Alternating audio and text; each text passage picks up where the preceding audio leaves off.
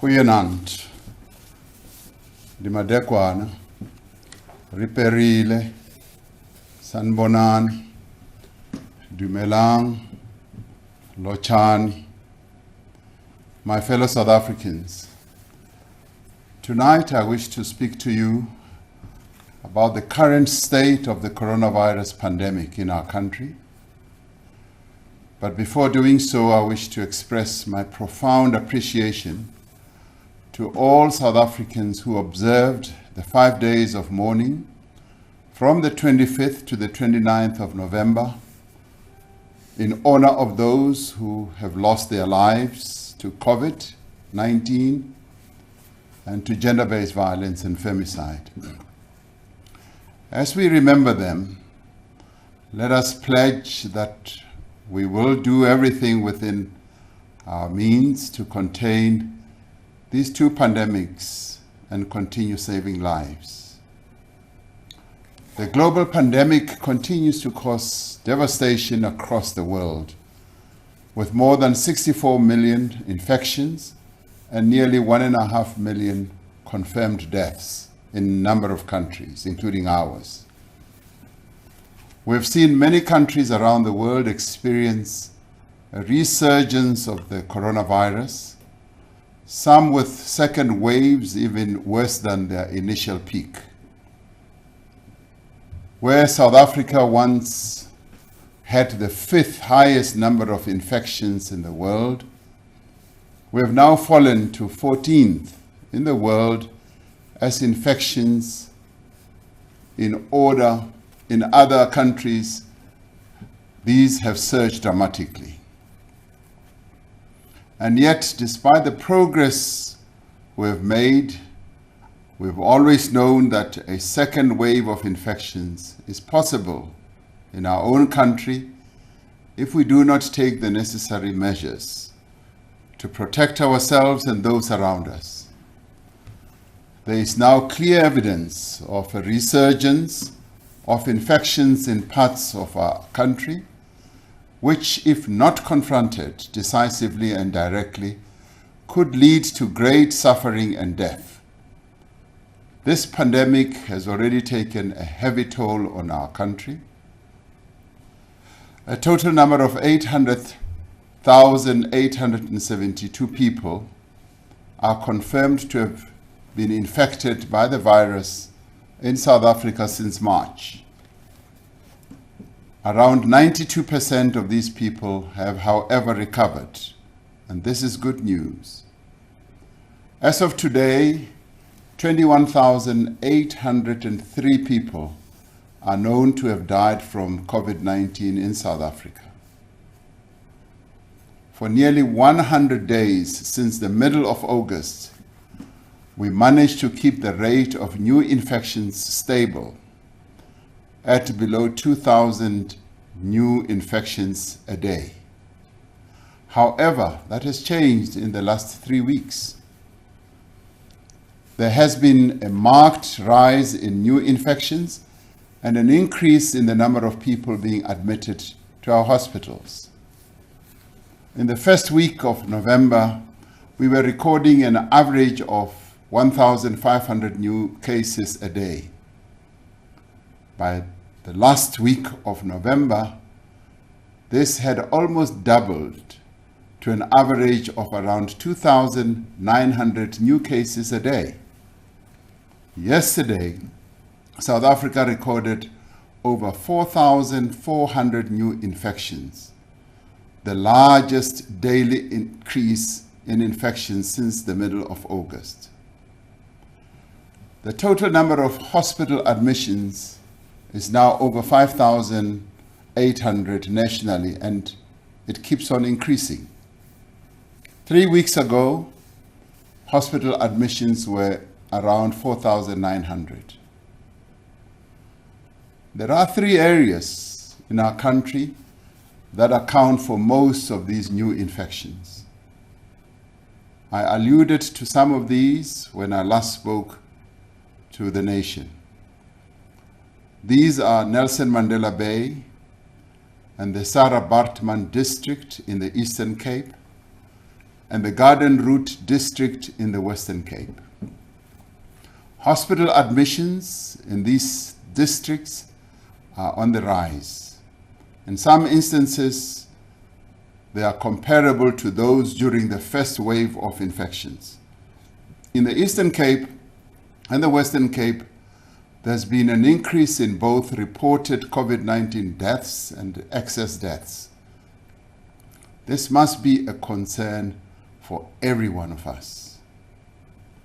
There are a number of reasons for the rise in transmission. Many people are tending to travel between provinces and within each province in higher numbers, especially with the festive season now approaching. In the case of the Garden Route, this also applies to the movement of seasonal workers who work in one province and live in another province. Social, cultural, and religious gatherings are being held in large numbers. In many cases, these gatherings are often attended by many more people than what is permitted under Level 1 restrictions. What is concerning is that these are also often held in venues or places which have poor ventilation. This is particularly the case for funerals, which are often followed by large so-called after-tears parties. Several hospitals in the Nelson Mandela Bay Metro have reported a rise in alcohol-related trauma admissions.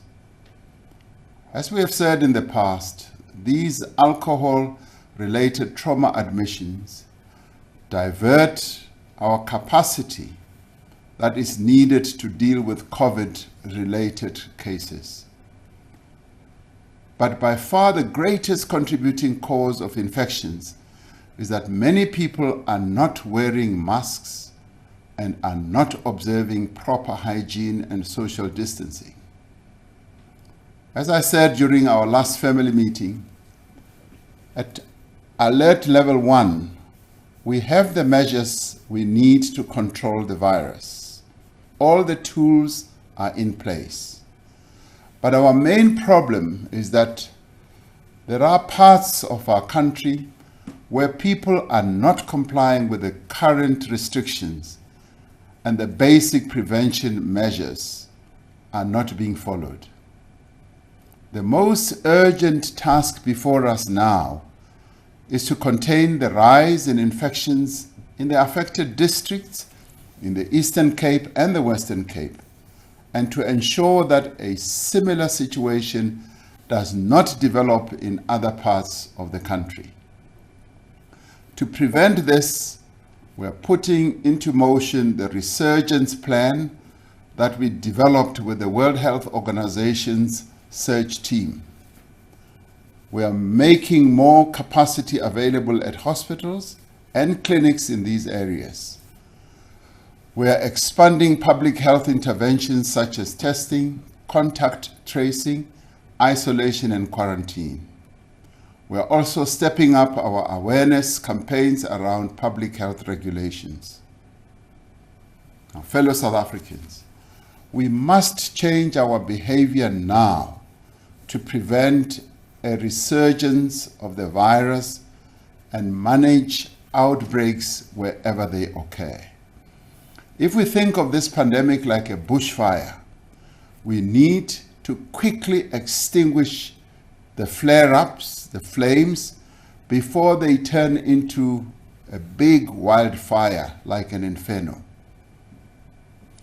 At the same time, we need to do all we can to keep the economy of our country open and to push ahead with our reconstruction and recovery effort. In line with our differentiated approach to the management of the pandemic, we will therefore implement additional measures in those areas identified as coronavirus hotspots. When identifying a hotspot, consideration is given to the number of new COVID-19 cases that occur per day, the testing rate within the population, the percentage positivity rate within the population, the number of active cases, the number of hospital admissions, and the number of deaths. This may sound complicated, but it is how we determine what a hotspot is.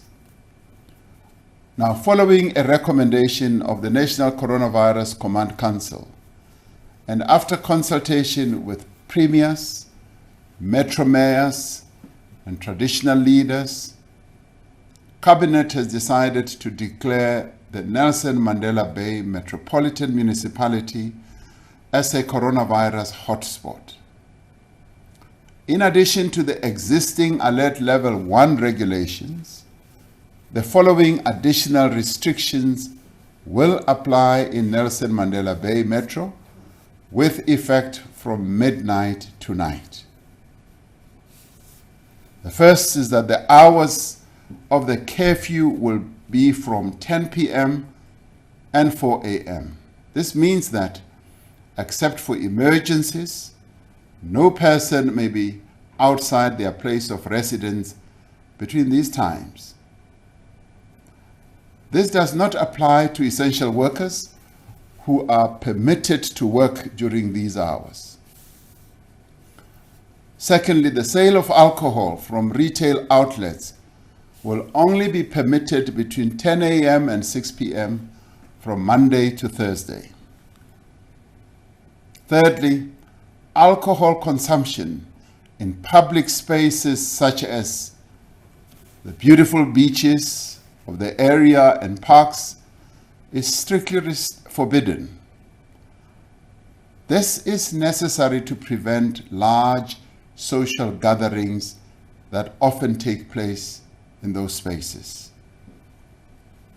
Fourthly, gatherings, including religious gatherings, may not be attended by more than 100 people for indoor events and 250 for outdoor events.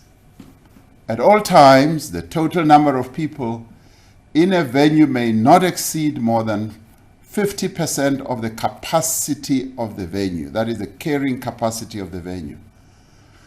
And finally, all post-funeral gatherings that are now regarded as after-tears parties are prohibited.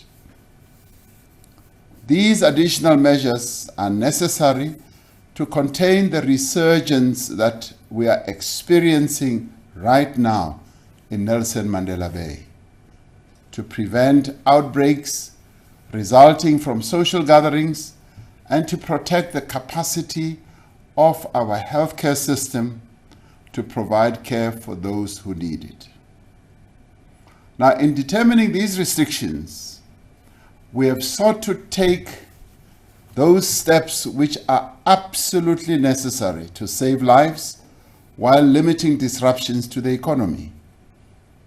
Following extensive consultations with traditional leaders, we have agreed that the summer initiation season in the Eastern Cape may go ahead.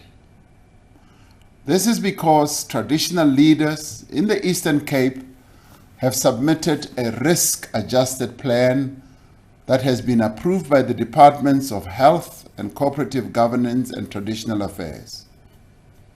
This plan includes strict adherence to health protocols, including screening of initiates, the provision of personal protective equipment, and the provision of water for hygiene and to prevent dehydration. However, due to the high rates of infection in the metro, no initiation schools will be allowed in Nelson Mandela Bay. The measures that are being taken in relation to Nelson Mandela Bay are not meant to punish the residents of Nelson Mandela Bay. They are not intended to increase the hardship that is already being experienced by our citizens.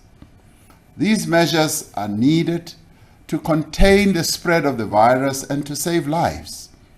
In the coming days, the Minister of Health, Dr. Zwelini Mkhize, will be visiting the Sarah Baartman district and the Garden Route to assess the situation and to engage with various stakeholders in the province. Based on this assessment and the development of the disease in these areas, the National Coronavirus Command Council will determine the appropriate course of action, and if any, that will be announced in due course. To ensure that we maintain the current prevention measures, the national state of disaster will be extended to the 15th of January 2021 in line with the Disaster Management Act. All existing Level 1 restrictions remain in force and in place throughout the country. We have all the tools that we need to prevent a resurgence in the rest of the country. We can only do this if every one of us play their part. We can only prevent a second wave if all of us respect the rules, the measures, and the protocols that have been put in place for the protection of everyone. For the safety of all of us, those who break the rules must face consequences. We have instructed law enforcement officials to ensure compliance with the law by owners, by controllers, managers of workplaces, shops, institutions, and buildings to ensure social distancing and wearing of masks and all the other hygiene protocols. Taxi operators are also required to ensure that all their passengers in their vehicles wear masks. In addition, each one of us will be required to comply with the curfew times. Together with the measures to contain a resurgence in hotspot areas, the national effort continues to strengthen public health interventions such as community screening, increased testing, contact tracing, and communication on behavioral change. As we have said in the past, the only viable defense we will have against COVID-19 will be the vaccine. There are now many initiatives around the world to speed up the development of a vaccine. We continue to collaborate with our partners in the international community to ensure that all countries have access to an effective and affordable vaccine so that no one is left behind. We are participating in the World Health Organization's COVID-19 Global Vaccine Access Facility, known as the COVAX facility, which aims to pool resources and share vaccine development risk and thus ensure equitable access to vaccines when they become available. We are encouraged that the Solidarity Fund that we formed at the beginning of the surge in infections will be making the initial contribution of 327 million rand towards this vaccine procurement on behalf of our country. We are also encouraged by the promising results from 3 trials of candidate vaccines which have shown efficacy levels of between 70 and 95%. We await confirmation from medicine regulators that these vaccines are safe, that they are effective, and that they will be suitable for the needs of our people. In South Africa, our own Health Products Regulatory Authority, SAPRA, will review the approval applications when received from the developers of vaccines and authorize their use. Let us remember that until a vaccine is developed and distributed, we remain our own best protection against COVID-19. It is through our everyday actions that we will keep ourselves and others safe. And I need to keep on repeating this message, that it is through wearing a mask in public at all times that we will be able to keep ourselves safe. It is also by observing social distancing and avoid large gatherings and indoor spaces where ventilation is poor. It is through regularly washing or sanitizing our hands. I know we may get bored with the repetition of the same message, but I'd like this message to sink. I was recently most impressed that a 4-year-old little girl was repeating exactly the same message and telling adults what the president has been saying. So the message does need to be repeated so that it sinks into our subconsciouses. We can also protect ourselves by downloading the COVID Alert mobile app that can notify us if we are exposed to the virus and thereby help to break the chain of transmission. It is extremely encouraging that the COVID Alert SA app has now been downloaded by more than 1 million South Africans. If you have not yet downloaded it, you are one of those who are being left behind. If there is anything this pandemic has taught us, it is the danger of becoming complacent and relaxing. Across the world, countries with declining infections have eased restrictions only to experience a second and even a more severe wave, forcing them to reimpose restrictions on movement, on gatherings, and on economic activity. If there ever was a time for caution, this is the time. The festive season is approaching. Schools and places of higher learning have closed for the summer holidays.